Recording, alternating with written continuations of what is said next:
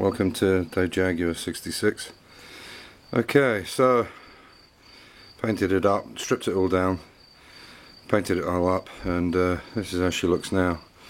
I've done a couple of things extra, like I've put these onto aluminium plates here, so people just paint them silver, I think, normally. The bottom bit's just painted silver, looks okay. The latches work quite nicely. You can see the lights are in, but the wire has not been put in yet. I've done all the angles on the top here, right the way through. The only thing I need to do now is I'm going to change that bonnet. I'm not happy with the shape of it, and there's a few dents and things in it, so I'm actually going to make it out of aluminium. It would be easier. It'll bend a lot better, and it's not the right shape. You might see it there. So, and that's how she looks from the front. But yeah, that's quite nice. Painted all, took the tyres off and the inner tubes out, and just painted them both sides.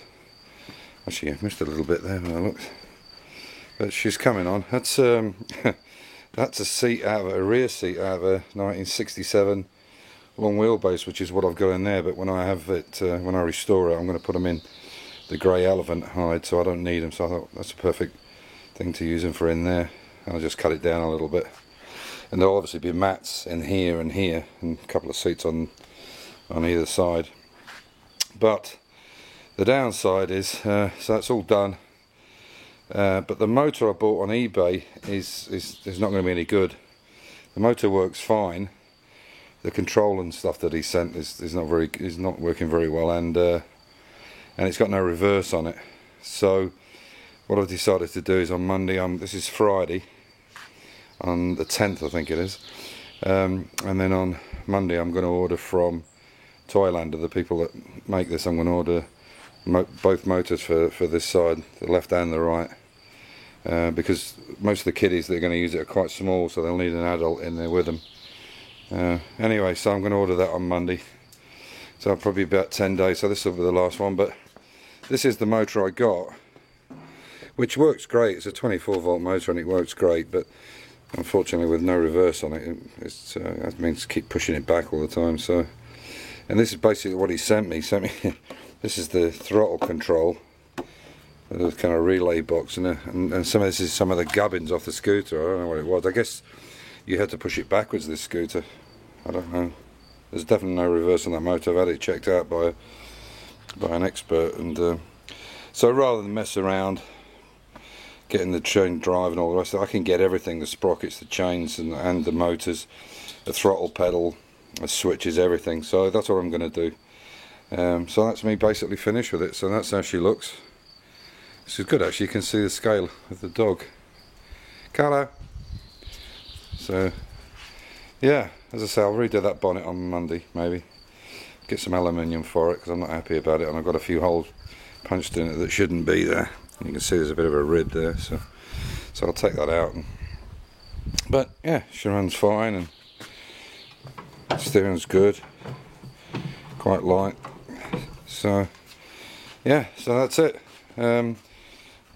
Yeah, so I guess that estimate I gave you, about 500 quid, is really a lot of rubbish, because these two motors, I think they're 130, 125 quid a piece.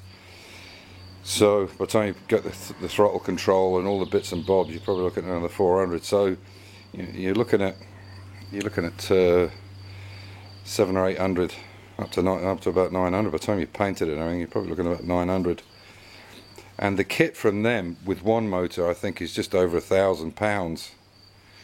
So anyway, what I will do is I'll put some pinstriping down the side where the door is, and along the bottom and up this other side, just to make it look a bit nicer.